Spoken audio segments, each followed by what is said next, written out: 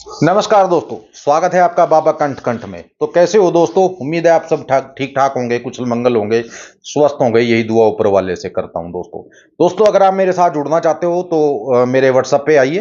WhatsApp पे आकर Telegram का लिंक लीजिए। टेलीग्राम पर जुड़ने के बाद ही आप मेरे साथ जुड़ सकते हो। जो भाई टेलीग्राम पे नहीं जुड़ेगा उसको मैं नहीं जोड़ूंगा व्हाट्सएप पे, ठीक है? क्योंकि टेलीग्राम पे इसलिए जोड़ता हूं मैं आपको, ताकि आप वहां मैसेज पढ़ सको।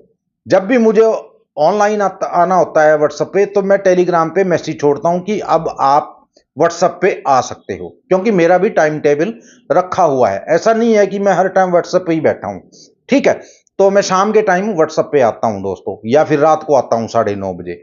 तो उसका मैसेज है जो मैं वो टेलीग्राम पे डाल देता हूं, ठीक है? और भी जो मैसेज होते हैं, जो भी मुझे सूचना देनी होती है आपको, वो मैं टेलीग्राम पे डालता रहता हूं। इसीलिए आपको बोलता हूं कि आप पहले टेलीग्राम पे जुड़िए, उसके बाद आप मेरे साथ व्हाट्सएप पे जुड़ सकते हो दोस्तों, ठीक है? 3,000 मेरी फीस है दोस्तों, जो मैं काम होने के बाद लेता हूं। 8 दाने मेरे पास होते हैं दोस्तों, 8 के 8 मैं बांट देता हूं। जिसकी किस्मत में होता है वो उसको खा लेता है, ठीक है ना? कल भी व्हाट्सएप पे लोगों का काम हुआ है, ठीक है? और जितने भी लोगों का काम हुआ है, सबको मेरी तरफ से बहुत बहुत बधाई दोस्तों। चलिए दोस्तों, आज फिर मैं आपके लिए सपना लेकर आया हूं। बहुत अच्छा सपना है आज का भी, ध्यान से सुनिएगा, ठीक है? सपना दोस्तों क्या था, मैं गाड़ी लेके जा रहा हूं अपनी, तो एक लड़की मेरे को हाथ देती है, ठीक है? ऐसे ऐसे लिफ्ट कर मांगती है वो मेरे से, तो मैं गाड़ी रोक लेता हूं। मैंने कहा, बेटा कहाँ जाना है आपको? बोले कि फटाफट मेरे को गाड़ी में बिठा लीजिए। मैंने कहा, ऐसा क्या हो गया? बोली कि मैं 10 किलोमीटर से पैदल चल रही हूँ, कोई भी गाड़ी नहीं रोक रहा है। मैंने कहा, 10 किलोमीटर से पैदल चल रहे हो आप? बोले हाँ, 10 किलोमीटर हो गए मेरे को, मैं पैदल चलते हुए, कोई भी मेरे लिए गाड़ी नहीं रोक रहा है। और उसको खून वगैरह भी लगा हुआ था कुछ। तो मैंने कहा, बेटा ये क्या हाल बना रखा है आपने, ये कैसे? बोलेगी, मैं आपको बाद में सुनाऊंगी, मेरे को गाड़ी में बिठा लीजिए। तो मैं डर भी रहा था दोस्तों कि अगर मैंने इसको गाड़ी में बिठाया, कहीं आगे कुछ दिक्कत ना हो जाए कोई किसी तरह की, ठीक है? तो मैं डर भी रहा था, फिर भी मैंने सोचा चलो कोई बात नहीं, मैंने उसको बिठा लिया। तो वो बैठ गई। मैंने कहा, बेटा आप एक बात बताओ, ये हाल आपका किसने किया, कैसे है? बोला कि मेरे पीछे कुछ लोग लगे हुए हैं, ठीक है, जिन्होंने मेरे साथ बहुत गलत किया है, ठीक है? दोस्तों बिल्कुल रियल सपना आपको सुना रहा हूं, इसमें ये मत सोचिएगा कि कुछ वैसा है, ठीक है ना? मैं रियल बता रहा हूं आपको, जो सपना मेरे को दिखाई दिया है। तो मैंने कहा, आपके साथ हुआ क्या है? बोले कि 9 लोगों ने मेरा रेप किया, मेरे साथ बलात्कार किया है 9 लोगों ने। मैं दोस्तों, मैं सुन्न पड़ गया उसकी बात सुनकर। उसकी उम्र छोटी सी उम्र थी दोस्तों, ठीक है? क्योंकि हम दोस्तों टीवी में देखते रहते हैं, न्यूज में देखते रहते हैं, ठीक है ना? हर दिन कोई ना कोई ऐसी गंदी खबर आती है कि आदमी सहम जाता है, ठीक है? तो पता नहीं, शायद मैंने कल पढ़ी भी हो इस बारे में, ताकि मेरे को ये सपना आया, ठीक है? तो मैंने कहा, बेटा इतना कुछ हुआ है आपके साथ? बोली कि इतना कुछ मेरे साथ हुआ है, और गलती मेरी थी कि मैं अपने बॉयफ्रेंड के साथ घर से भाग गई। मैंने कहा, अच्छा आप घर से भाग गए थे? बोले कि हाँ, ठीक है, मैं घर से भाग गई, ठीक है, और मेरी उम्र पता कितनी है? मैंने कहा, बेटा कितनी है? बोले कि 16 साल।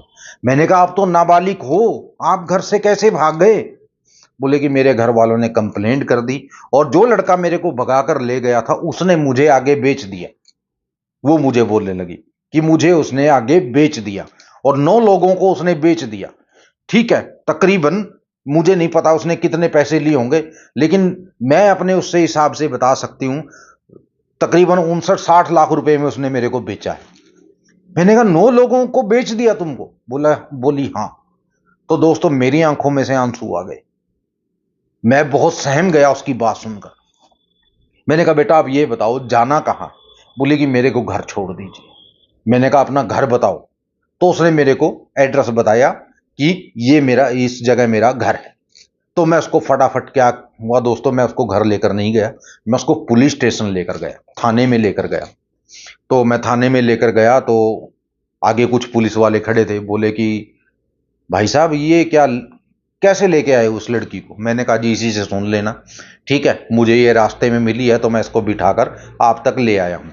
बोले कि आपने तो कुछ नहीं किया। मैंने कहा, यार क्यों बेफजूल की बात कर रहे हो, ठीक है, क्यों बेकार की बात कर रहे हो? इसी से सुन लेना यार जो इसके साथ हुआ है।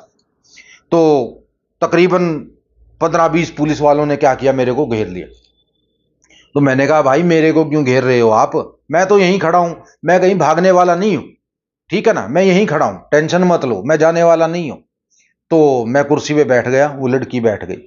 तो उससे पूछताछ करने लगे पुलिस वाले कि बेटा कितने दिन हो गए तुझे घर से भागे हुए। तो वो बोली कि मेरे को तो काफी दिन हो गए। बोली कि फिर भी बता ना कितने दिन हो गए। तो उसने कुछ बताया, मेरे याद नहीं है कितने दिन उसको घर से भागे हो गए। तो वो बोले कि घर से कुछ चोरी भी किया था। बोली कि हाँ, तकरीबन 6 से 9 लाख रुपए में चोरी करके भी ले गई थी घर से, ठीक है, और जेवर वगैरह भी तकरीबन 19 लाख के जेवर थे जो मैं घर से ले गई थी।